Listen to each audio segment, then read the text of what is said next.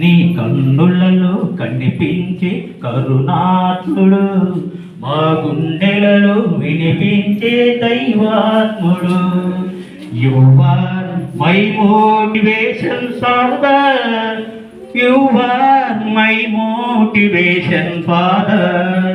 You are my motivation, Father.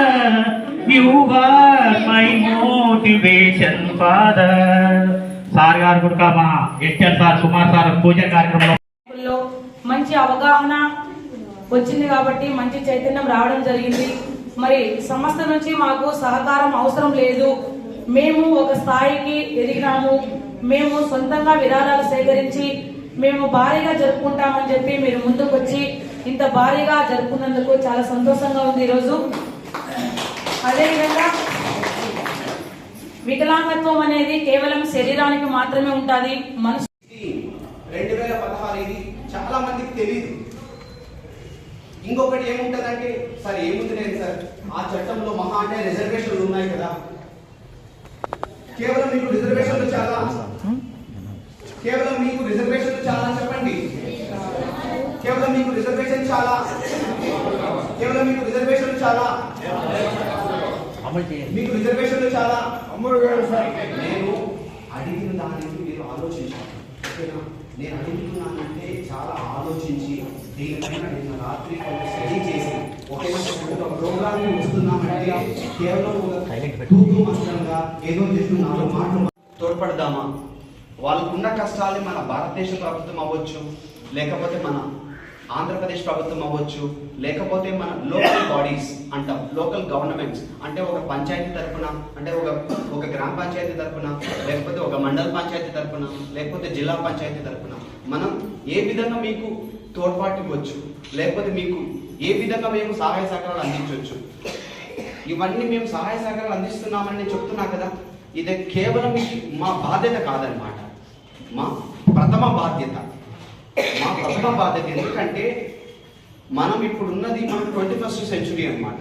అంటే 21వ శతాబ్దంలో అందరినీ కలుపుకొని పోతేనే అభివృద్ధి వస్తుంది.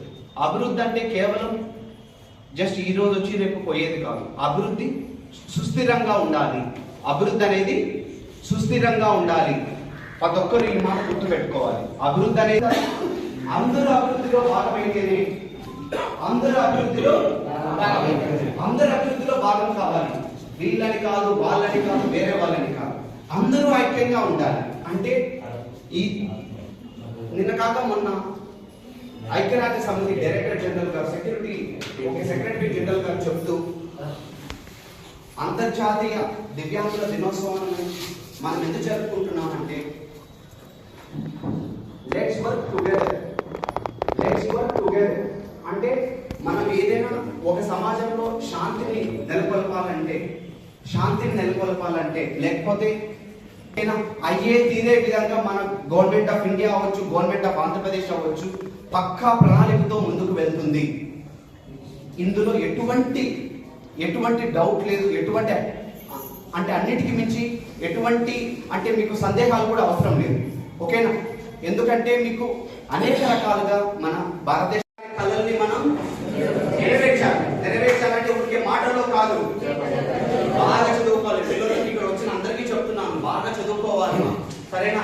ప్లస్ మళ్ళీ మధ్య వయసులో ఉన్న వాళ్ళందరికీ చెప్తున్నాను, ఇండస్ట్రీస్ పెట్టండి, ఓకేనా? మీకు చాలా అంటే స్టాండప్ ఇండియా స్కీమ్ ఉంది, స్టార్ట్అప్ ఇండియా స్కీమ్ ఉంటుంది, లేకపోతే ప్రధానమంత్రి ఎంప్లాయ్మెంట్ జనరేషన్ ప్రోగ్రామ్ ఉంటుంది, ప్రధానమంత్రి ఫార్మలైజేషన్ ఆఫ్ మైక్రో ఎంటర్ప్రైజెస్ ఉంటుంది. అంటే సార్ ఏదో పెద్ద పెద్ద మాటలు చెప్తున్నారు, మాకు అవన్నీ అందుతాయా, మాకు అవన్నీ తెలుసా? మాకు చెప్పండి. Okay DRDA okay.